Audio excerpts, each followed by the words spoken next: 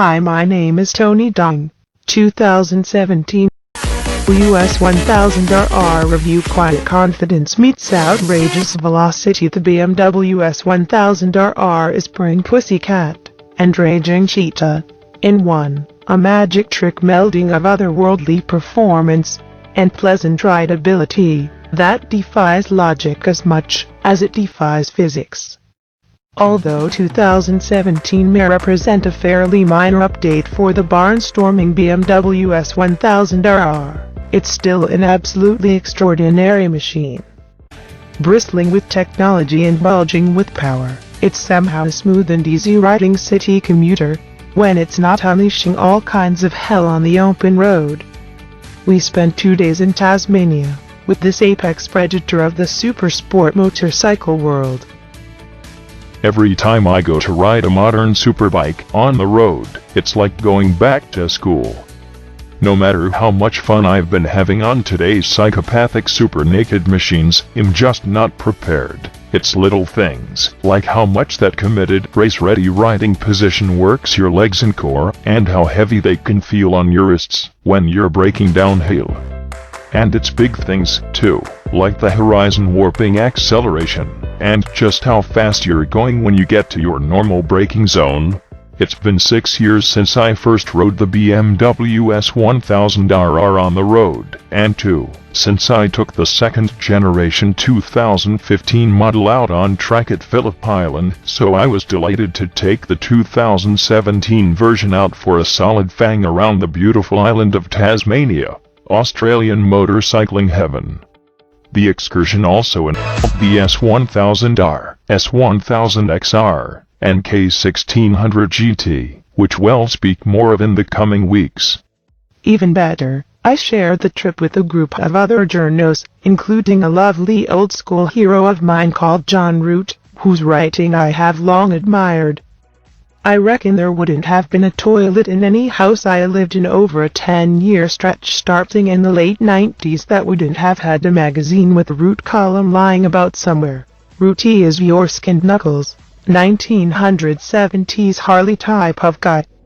He spends his time writing about 4WDs these days, and he hadn't thrown a leg over a modern superbike since sometime in the 90s, perhaps a first-generation 900cc Fireblade from back in the day, when 111 horsepower was a staggering total. Reserve switches still walked the earth and electronics meant your analog dash lit up in the dark. He provided a wonderful Encino Man type character as BMW's Miles Davis brought us all up to date on the state of the game, gasping audibly as we ran down the specs and highlights of the most technologically advanced superbike you can buy in 2017. We might as well begin with the power 199 horses 148 kW. At 13,500 RPM, that's unchanged from last year, despite the fact that German technicians have now brought the S1000RR in line with famously tough Euro 4 emission standards. Torque-wise, it makes 83.3 pound-feet 113 Nm, and it delivers just about that much from 9,500 to 12,000 RPM. These are fabulous and nonsensical numbers that made Rooty's face go a little pale. The electronics, which frankly have got to the point where they were so complex and so infinitely customizable that the vast majority of riders will just pick a mode and leave them alone. The sport and race versions of the RR now come with 5 riding mode options: rain, sport, race, slick, and a totally configurable user mode. These modes control total power output, electronic throttle response through the full ride-by-wire computer, lean angle sensitive traction control, and a complex set of functions from the ABS Pro system. Slick mode lets you add and reduce intervention from the traction control system by plus or minus 7 different settings. It also disables ABS Pro, which checks your speed and lean angle before deciding how much braking you're allowed to have if you mash the lever in a corner, the thinking being that in slick mode you're on a racetrack and capable of looking after yourself out there. It's got launch control, where you literally sit there at a standstill, activate the system, hold the throttle wide open till the revs come up to peak torque, and dump the clutch. If you tried that on a humble 100cc scooter, you would be wearing it within a fraction of a second. So doing it on a 200 horsepower superbike requires you to silence the self-preservation instincts screaming through every fiber of your being. Purely for our own amusement, we tried to talk Rudy into trying that one, but he wasn't having a bar of it. And all these things simply put the S1000RR in the ballpark with today's apex superbikes: the Yamaha R1, the Kawasaki ZX-10R, the Suzuki GSX-R 1000, the Ducati Panigale 1299. The Aprilia RSV for this class is now so extreme, so focused, so goddamn fast that you'd wonder what business they have being on the road at all. That question is answered immediately when you fire up the S1000RR and ride it around town. Its road manners are absolutely exemplary.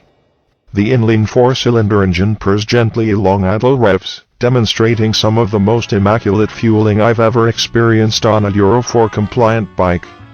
Sixth gear may be capable of well over 300 km/h 186 mph, but it's also perfectly happy to roll along at 30 km/h 19 mph without chugging or struggling to pull away. There are modern superbikes I can think of from Ducati and EBR that complain bitterly about rolling along at those speeds in first gear. DDC is like having a tiny suspension technician riding along with you, furiously tweaking the settings on the forks and shock in response to the road surface, yaw in angles, throttle and brake inputs, and the front to rear weight balance of the bike. 100 times a second it works out what needs changing, and those changes are effected within a tenth of a second. For example, on a bumpy section of road you would require a softening of the compression damping. Hit a big dip mid-corner, you'd suddenly want some extra rebound damping, so you don't get bounced out of your seat on the exit. Lean the thing while over in a smooth corner, and you want a firmer setting. Brake hard, and you'll want to control fork dive with some extra compression damping on the forks. Lift the front wheel, and you want to drop the compression damping on the forks to near zero, so it can touch down as gently as possible. On the track, it's very noticeable, particularly when the front or rear wheel is coming back onto the deck. On the road, it's actually pretty subtle. It just sort of feels like the road itself is smoother. Rough and bumpy patches just feel like less of an issue.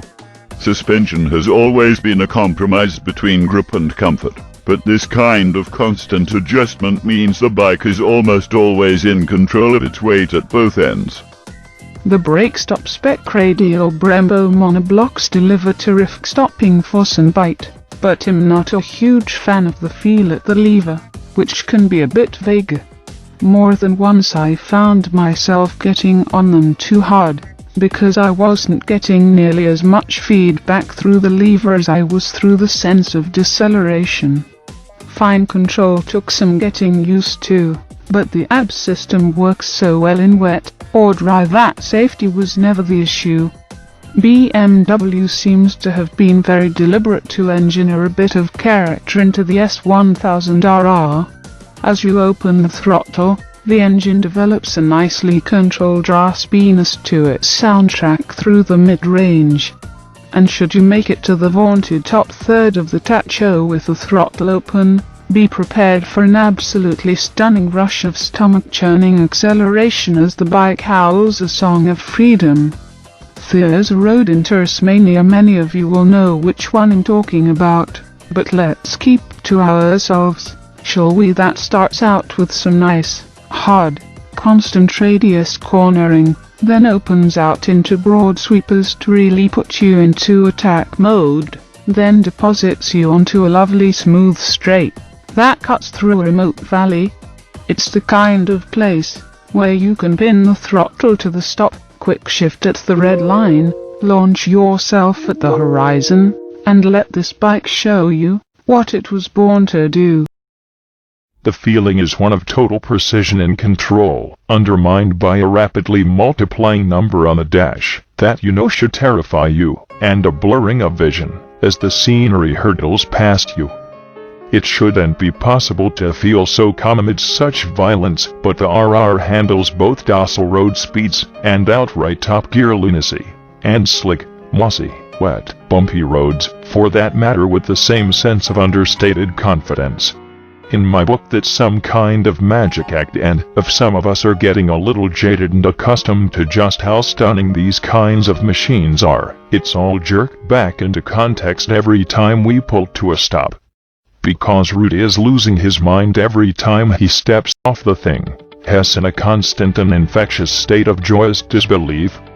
First when he feels the top-end acceleration, again when he realizes you can mash the brakes in a corner without consequence, again when he discovers just how hard he can goose the throttle in the rain, gassing it out of slippery corners so hard the front wants to lift, again when he realizes he can flick on cruise control on the highway and give the old wrists a rest, and again when he notices that the dash gives you a readout of your maximum lean angle to the right and left for each time you ride it. In fact, as the trip wears on, the miles mount up, the bones start aching, and the weather gets worse, while the rest of us are subtly, and not so subtly, fighting for the keys of the K1600 GT Tourer and the S1000XR. Old Ruthie keeps going back for the S1000RR, the Sport Edition no less, optioned up with lightweight wheels. It's not the most comfortable bike over the length of a road trip, although it's comfy for a superbike. But it's a technological marvel, a level of refinement, performance, intelligence and precision that was absolutely beyond a rider's wildest dreams 20 years ago. I wish everyone could experience just how mannequin sure-footed it can be at once.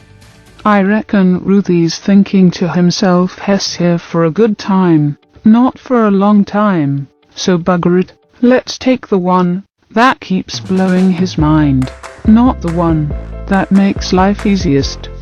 And I reckon that's a great approach to life. The S1000RR standard model goes for AU 21,990 in Australia. The Sport Pack with cornering abs, dynamic damping control, launch control, cruise control, heated grips and a few other goodies is AU 23,990, and the race model, which adds lightweight forged wheels and a single seat with no passenger pegs, costs AU 25,690. In the United States, the model range differs, but begins at US $15,695 for a base model and US $18,845 for a premium package with DTC, quick shift, dynamic damping control, forged wheels, cruise control and ABS Pro, among other goodies.